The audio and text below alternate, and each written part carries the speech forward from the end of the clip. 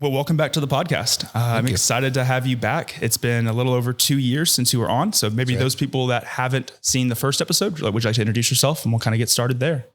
Yeah, I'm Ryan Murphy. I'm managing partner and director of the Orion Amphitheater.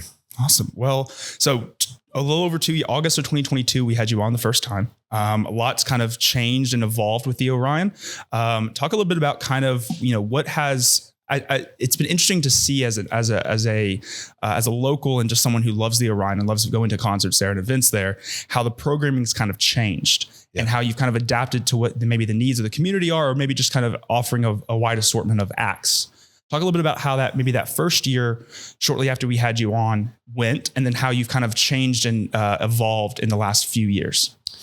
Yeah. So, with that first year, there's a good amount of us that come from the industry for years that we knew we wanted to cash in some favors, for lack of a better way to put it. And there was very much we got to call the Dave Matthews, the Kenny Chesneys, the widespreads, all the artists that we were like, we got to get everyone here to check this thing out. Artists we've been working with for years, even like a Stevie Nicks, et cetera. And so that first year, it was a lot of we can crack this thing open pretty substantially. What we didn't expect was that next year. I mean, we hoped, but that next year was wow, that ended up being such an avalanche of great acts. And we were so fortunate to have Lana Del Rey, handpick the Orion to perform at. And, there were things that happened last year that felt oh, wow, how do you top this? Which is true, right? So a lot of pressure going into this year. And this year, the industry itself had taken a bit of a slow roll back. You'll see it across, we were still outpacing every other amphitheater, in the region and in the country, really. And we still are. And it's because we push on a variety of programming. But what was happening is, 2 years after COVID, things started slowing down a bit. But that first year after COVID, kind of cracked open and you could go to live events and everything. All the artists who had been sitting idle, and their crews especially, were eager to make money. Mm-hmm. So everybody who's in a band was touring relentlessly. So it was the last couple of years have been the years to you could see all the bands you've ever wanted to see. The, reunions, big festivals, all this touring. So this year, the first part of the year, especially, a lot of people kind of took a break and they're recording new records. They're kind of coming up with new tour designs, et cetera. So we're now seeing how this year, the spring felt a little light, the summer a little light, and now the fall is gangbusters. Yeah. And we're going into next year already. We've already announced a handful of shows. We're going to announce more by the time this airs, and it will have outpaced any of the previous years with the volume and the variety of programming we have next year. Yeah. But it's been, it's interesting. I'm very much trying to be in tune what the people of Huntsville want, not just what's going to be a sellout show, because I feel yes, if it was up to some people, they go, well, just do big country acts because it makes money. And it's well, we can have a bunch of really great country acts, but we also need hip hop. We need EDM. We need that variety that I feel the people want. And so my team is really great. Myself and my programming manager, Brittany, we every day are calling up agents and managers and artists we know and being it's time to come to the Orion, or it's time to come back to the Orion. Yeah. So we're on the phone, and not many venues are doing that. They're kind of waiting for the artist to come to them, or hey, you're now part of this routing.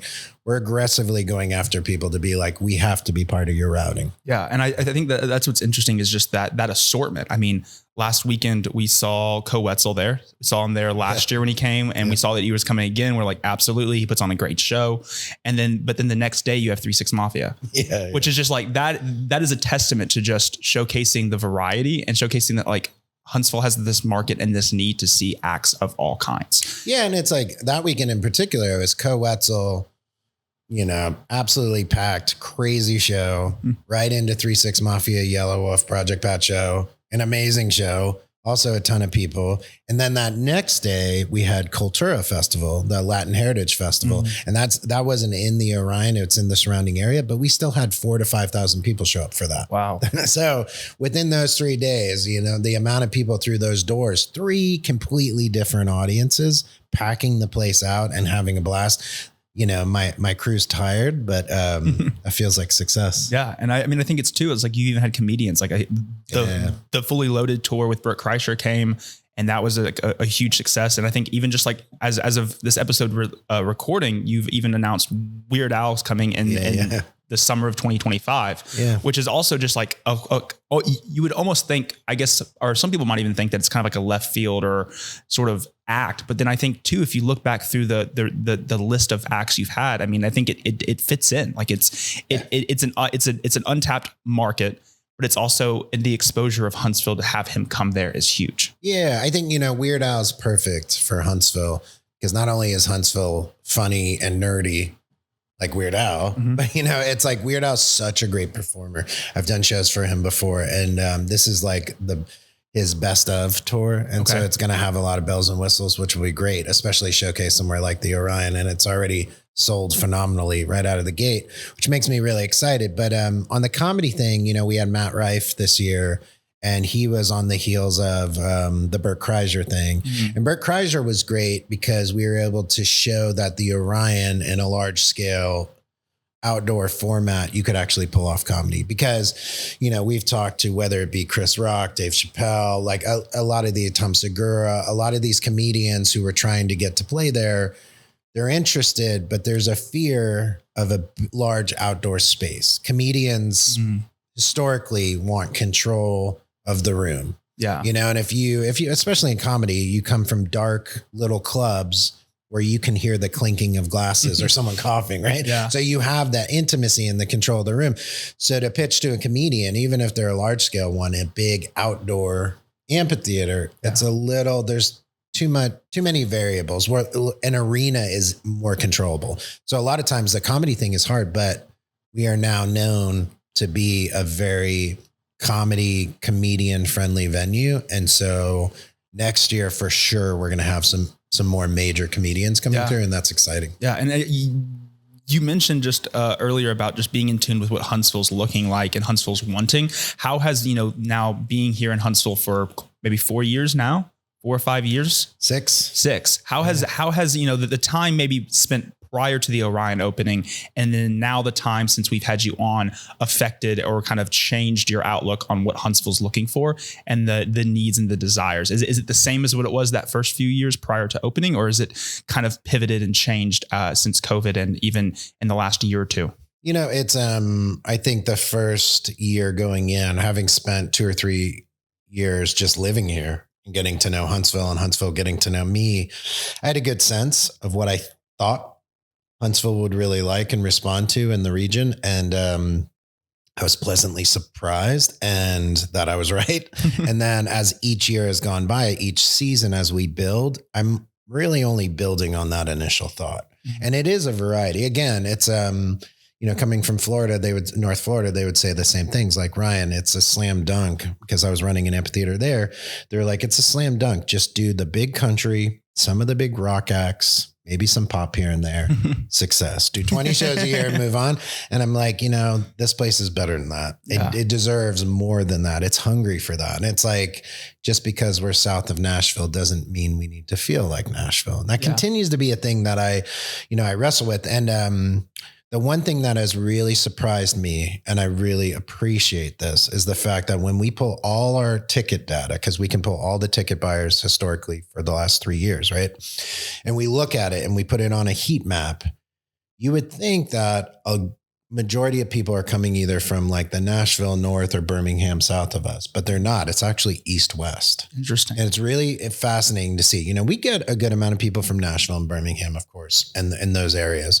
But we get people from all around the world at this point, which is awesome. But the majority of that heat map is Huntsville and Madison centric, but also you're seeing all the way from Muscle Shoals to Scottsboro. Like, it's a pretty interesting strata. And it just shows that North Alabama has been hungry for a venue like this. And it doesn't matter if something's at the Ascend or First Bank or, they're building that amphitheater in Birmingham. And, there's some nervousness around what that programming will do to impact what we're doing. But I'm not as nervous about that. And I've kind of been through it before. And just seeing that east-west strata and knowing that the Orion, no matter what they build in Birmingham, the Orion's going to be far superior. Yeah. So, I rest on that. And I think it's interesting too. It's like, as we've seen, even since we last had you on, it's the level of music and acts and performers coming to Huntsville has kind of raised the bar as more venues.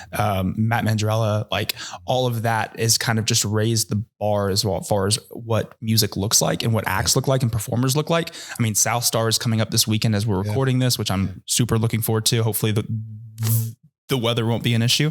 But I think it's interesting that like, even though that like the Birmingham will get that amphitheater, like I think it's just going to raise the level of acts for the state, not necessarily raise the deter people to come to Huntsville or Birmingham or vice versa. No. And it's kind of a false flag also because it's, between Oak Mountain and Tuscaloosa. And I mean, the amphitheater that probably impacts us more competitively in the region is First Bank. First Bank is still, where's First Bank at? It's in Franklin. Okay. So right up the road. And, but still saying that, most people in Huntsville don't really know about that amphitheater, Yeah. I've been to the Ascend and I've been to the Bridgestone and I've been to the Nissan Stadium for concerts. You pass First Bank every time you're Interesting. Going. Okay. So you'll see it from the highway, but it's a cool little amphitheater built into a quarry. But the fact is they will have an act there and at the Orion and at Tuscaloosa or Oak Mountain or somewhere as well in Alabama. And honestly, the Orion still continues to outperform other amphitheaters. But it shows that the audience is there. So just because Birmingham's going to have a, Chapel Roan show doesn't mean Orion's not going to get it as well. So there's a bit of and we're flattered. I mean, they basically said in the news that Live Nation and the city of Birmingham are putting money towards building something that's going to be wonderful and beautiful to compete with the Orion Amphitheater. I'm like, well, that's flattery. 100%. And I think too, it's been interesting over the last year, I guess, of the Orion to see acts returning. Yeah. What is those conversations like when they first come, like the Billy Strings and the Co-Wetzels when they first came versus, as they finish their show and they finish their 2 days for Billy Strings or the one night for Co-Wetzel last year, the response from them themselves about the Orion or maybe their agents, is that something that happens in that moment? Or do you have that conversation with them 3 or 4 months later that they say they want to come back because it's part of the tour? It's all of the above. We really knock them over the head when they get to the Orion with how wonderful the place is. And, we give them gifts as far as very unique Huntsville gifts and swag, limited posters, the treatment, everything from, the moment they pull in to the moment we see their taillights leave, they get an amazing experience and they remember it. So we stand out on tour. They're like, what was that place again? Oh yeah, Huntsville. We got to go back on the next tour. So it's kind of easy. We set the pace. So getting people here is a little harder, or it was in the beginning, but now reputationally people go, we've heard about this place. But it's amazing. This past year we had Neil Young, notoriously critical, of venues he plays and just life in general. But he stopped a group of us and said, who designed this place? Said, well, we did. We designed, built it, and we operate it. And he said, it's one of the most, in my decades of touring, it's one of the most beautiful venues, most beautiful sounding, and you all are operating it beautifully. This is phenomenal. And for him to give a compliment like that, which he doesn't really compliment, that was huge. But he had heard, and then his tour manager was like, hey, I've been out with Paul McCartney for the last 6 months, but on the road, all I've been hearing about is this Orion Amphitheater in Huntsville, Alabama. I was like, well, Paul McCartney's crew is talking about that. It's a good sign. And then we get Lainey Wilson just played not that long ago, and she came in, and her manager, they were beaming. And the manager came over to me and said, just so you know, this was one of the bucket list venues on this tour. And I was like, what do you mean? She's like, Lainey told the agent, book the tour however you want, but I have 2 requests. They're my bucket list requests on this tour. I want the Greek and I want the Orion. And that was it. Yeah. And it's crazy. Agent, you can book me anywhere else all across the country, but those are the 2 I have to play. Wow. She had a phenomenal time and she walked off stage and she said, I'm coming back as soon as possible. I want to record a live special here. And she was even to the point, like, how do I give you money? How do I invest in what you're doing here? And I was like, whoa, it's like, yeah, I mean, like, and she was there. She was in Huntsville the following the December before her show here when she opened up for Hardy at the Probst Arena. I was at that show. Yeah. Unfortunately, we were out of town for when she came to the Orion, but I mean, it sounds like she's going to be coming back. I will definitely be there. I will just move everything around. But I think that's what's interesting too, is to think that these people are, hearing about the Orion through maybe friends in the industry that played there, friends in the industry, agents. Like, do you see it often? You talked a little bit about just being on the phone a lot with you and your other programmer talking to agents. Is it a variety of agents, or is it typically like, is it reaching out to new ones, or is it just having conversations with other ones that you already have relations with just for different acts? It's kind of both. That whole agency world is an ocean of precarious circumstances, but you'll talk to the primary agents who will advocate for you, and whether it be William Morris or CAA or Wasserman or some of the bigger agencies, they have thousands of artists, right? We can identify, you name any artist, obscure, big, whoever, we can identify pretty quickly who the agent is, who the responsible agent is, who the manager is, and kind of get in contact with it. It's a no-no within the industry to go to the manager first. You're supposed to go through the agent, and then the agent presents to the manager and artist. I ignore that rule a lot and I've gotten my hand slapped, but I feel like sometimes the agents are kind of tunnel vision towards a tour or some kind of thing, where the manager is more often than not looking out for the artist's best interest. Sometimes that's financial, but a lot of times, thankfully, it's the experience. And the management teams have been like, oh yeah, we've been hearing about this. I've been talking to my artists. They want to play the Orion. It might not work out this year, but it's definitely on the list for next year. So the Orion is now on that list of, like, when an artist goes out, especially if they're getting bigger, they're up and coming, or they're a legendary artist, they go, okay, let's roll out the next tour. Where are we playing? Okay, we got to play Merriweather Post Pavilion. We got to play the Greek, Hollywood Bowl, the Gorge, Red Rocks, Orion Amphitheater. We're now in that group. And that was a lofty goal to set year one, but it was like, we got put right away in that upper echelon. And it's nice because we've been nominated for Amphitheater of the Year with all the major industry, like the Polestar, AIBA, which is coming up soon. And just to already be out of the gate and be nominated for Amphitheater of the year after year, has felt pretty phenomenal. Because a lot of times it takes a decade or more to even get to that category. This episode of the podcast is sponsored by V. Renee Consulting. When was the last time you felt truly confident in your marketing plan? At V. Renee Consulting, we specialize in creating tailored strategies that align with your business goals. Whether you're a seasoned professional or just starting out, we can help you clarify your message, connect with your audience, and grow your business. Don't leave your success to chance. Visit V. Renee Consulting today and discover how we can help you market smarter. Check out links to my free business assessment in the show notes. Thank you so much to all of our sponsors that help make this podcast possible. Now back to the episode. Yeah. And I think it's interesting because, like, I was in Red Rocks for a show in August, and it was interesting looking at Red Rocks list of acts and seeing the similarities between Orion and some of the acts they're bringing to Red Rocks, which was just kind of like a wow. Like, this is, I think it's, you see the accolades as someone from Huntsville, someone that goes to the Orion. It's, you often sometimes can, take it for, you often don't realize the scope of what the Orion's doing if you're living in Huntsville. But when you go outside to these bigger amphitheaters, so to speak, or like these more established amphitheaters, and you see these acts that are coming and you see them compared to the Orion, and you just like, wow, like that's kind of like we are creating a name for ourselves here in Huntsville with the Orion, and even in the Southeast, as far as a place to visit and a place to go. Thinking through, since we've had you last on a little over 2 years ago, is there a particular story of an act? Maybe I know a lot of the experience you create for these artists is, if they have the ability to stay a little bit, you want to show them around. Is there a story over the last 2 years, maybe one or two stories of an act, an experience taking an act someplace or just bringing them around Huntsville, whatever it might be, that stands out among the rest?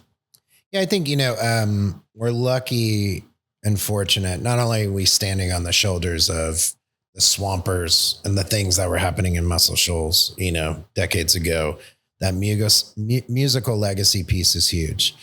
And that's not lost on anyone. So we have the two things that we can offer that I think have very resonated very strongly. And that's like the NASA and the space program and Muscle Shoals. And we celebrate both simultaneously at the Orion all the time, especially backstage. But Weezer was one of those acts that spent a week with us, and they rehearsed before their tour. They did, it was absolutely phenomenal to have them. It was like summer camp, but they were able to go. They got security clearance to go pretty deep into the NASA ranks and actually sign some of the rockets that were going to space. That's and so, cool. I mean, Weezer, they're pretty nerdy, right? And they love the idea of being able to do that, and it's, we've been able to send people over to Space Camp and the Rocket Center and then over to Muscle Shoals. And so I think it's been pretty phenomenal to watch that. But the nice thing is we've created such an environment at the Orion that a lot of people just want to stay at the Orion and experience it too, which has been really good. And it's like when we have Fish, it's cool to see people posting from around town, the bass player from Fish is having coffee at Honest every morning because they're staying at 106 Jefferson. Fish was with us for 3 or 4 days. So we knew they were rehearsing and staying the night. Some of them even wanted to stay the night at the Orion. They were like, can we just sleep here? It's gorgeous. And we're like, yeah, of course. And, but to see that people were like, oh my God, the bass player from Fish is having coffee at Honest every morning. That's so cool. Similar, Jack White was someone who was at Fat Sammy's having cocktails, was at a record store, was just out and about, just enjoying Huntsville. That was really cool.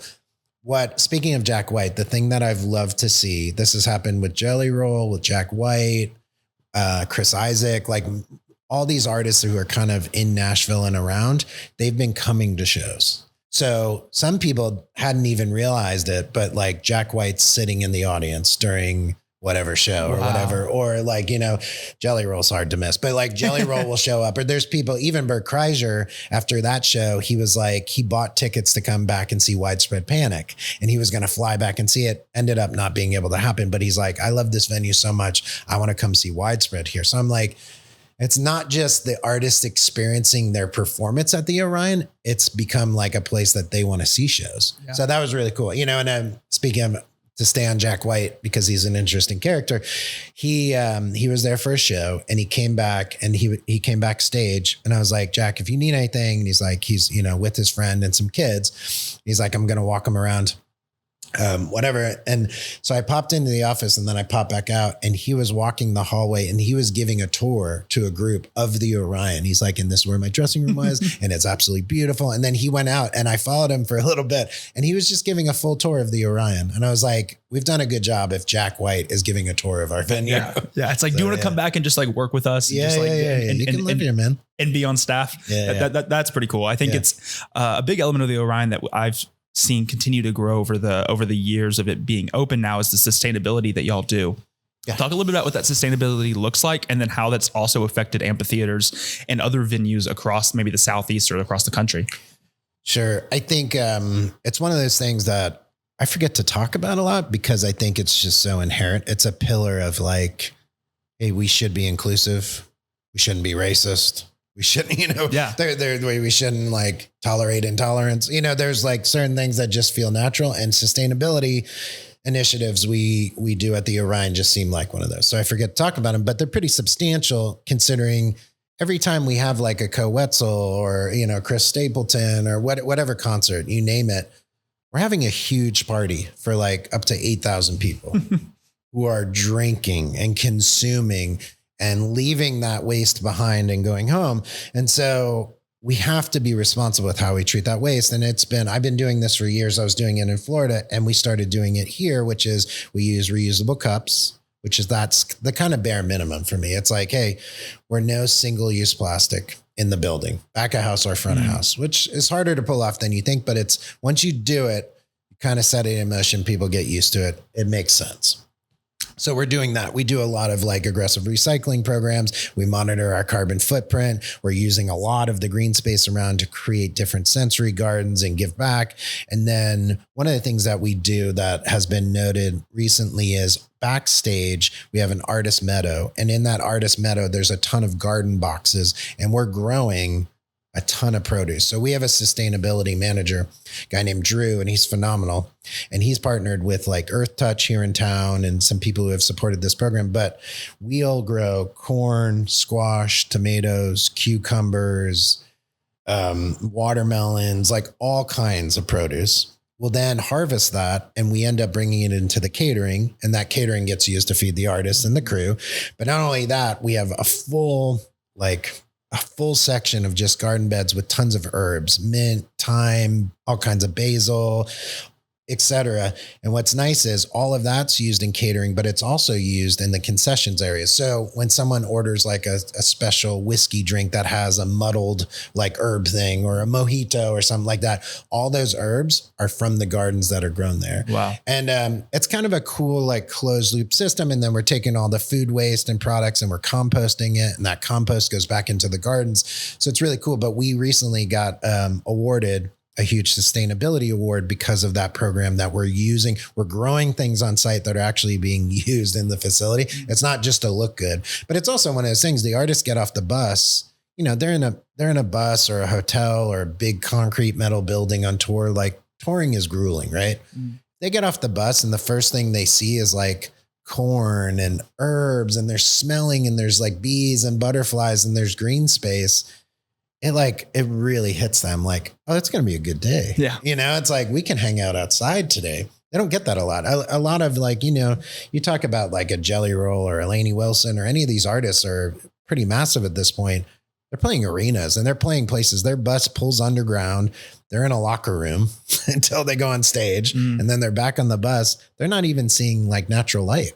Yeah. know? So I think that's part of it. The sustainability is a huge thing, and people are noting. And when we get awards, we like to really acknowledge those awards on the sustainability end, because I think it inspires other people. And if we can inspire other organizations in Mid-City where the Orion's at to continue to like do sustainability efforts, and then the city of Huntsville, and then amphitheaters and venues across the South and the country, you know, it's something worth pushing. Yeah. And so I know that it's also been a pretty cool thing, just the way, and we talked a little bit about it earlier with the Couture event that y'all had, but programming the Orion to not just be a music venue and being able to use it and operate other events for the community, all the recycling things. Yeah. Talk a little bit about, as this, you know, this episode will be out for this winter, and there's a lot of different events that take place over the next few months at the Orion that aren't concerts. Talk a little bit about those events and kind of how that area of the Orion's grown over the last couple of years. Yeah, it's again, it's one of those major pillars. If we just built that place to have 20 to 30 plus concerts a year, it'd be pretty boring. Mm-hmm. You know, I think people would appreciate the big acts we're bringing in, of course. But then the other 300 and some odd days of the year, it's like, how are you using that place? And it's always been for me, and this is again something that I've always done, I believe you have to program to the community. And there's a very blunt reality of the fact that not everyone can afford to go to concerts. You know, concerts are expensive, more so and more so. But we would want people to enjoy the amphitheater. So yeah, you know, recently we had Cultura, thousands of people come out. It's a free event. You know, the Records and Retro event we have, it's a free event. You're seeing bands, you're getting to drink beer, you can buy some records, you can enjoy what's going on, but it's free to go. We have, you know, we partner with HBD to do the big Halloween event.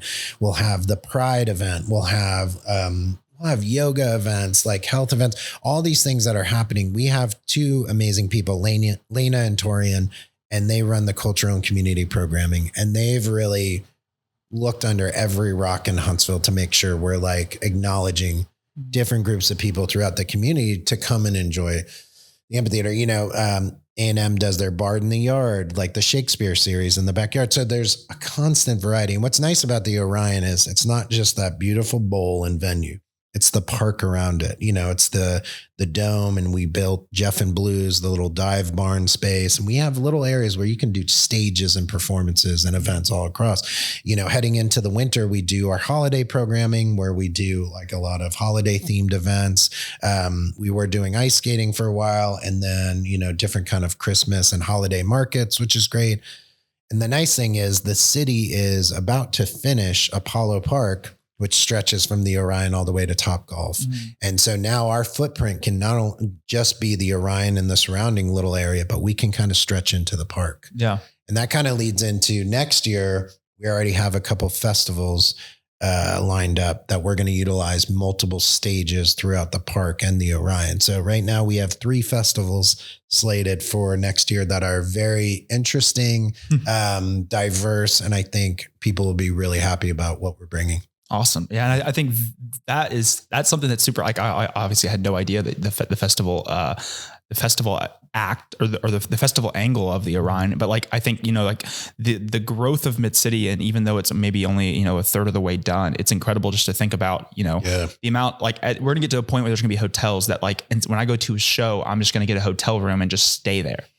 Like it's going to get to where like locals are, not only are you having out of town guests coming to shows and staying in the Mid-City and enjoying everything that it has to offer with the Orion, Jeff and Blues, at the everything in between, but it's also like you're going to have locals that decide, hey, like let's just make it a whole weekend. Like it's like a staycation and it's a show and I get to go to this. And oftentimes you have multiple shows over the weekend. So it's like, well, I'm maybe I just go to all of them. Yeah. And like, that's going to be a super cool thing to think about. Kind of looking ahead, one project that I kind of want to talk a little bit about, cause I've been seeing some dirt move, is the Lumberyard project. We talked a little bit about it when you first came on.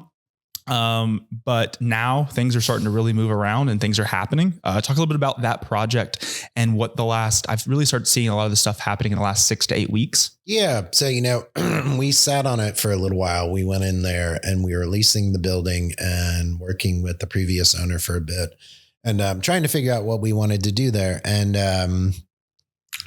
opened the Orion, focused on that, still trying to figure out what we were going to do. We had a few ideas kind of not pan out. We still are really looking at a venue space there. And that's forthcoming, and restaurant, bar, venue space. But as of right now, it's nice because we own the building and we just started doing demo and we are creating more of an event space. So October 13th, October 13th, which is a Sunday, Microwave Dave Day will be celebrating its 10-year anniversary. And we're going to host it at the Lumberyard, which is great because that's where Microwave Dave Day started 10 years ago. Wow. So we're bringing it back full circle. We're going to expand into the parking lot near there and have multiple stages, but it's going to bleed into the Lumberyard.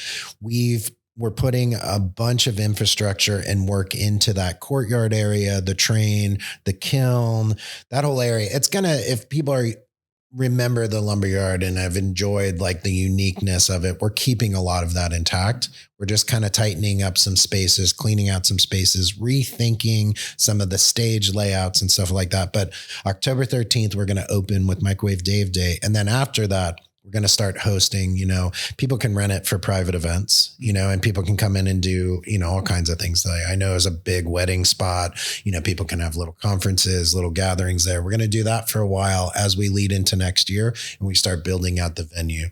And the venue is still the big space that's like adjacent to Meridian. It's running parallel with Meridian, but we kind of blew out the storefronts right up the front there. That's kind of parallel and neighbors with Furniture Factory, et cetera.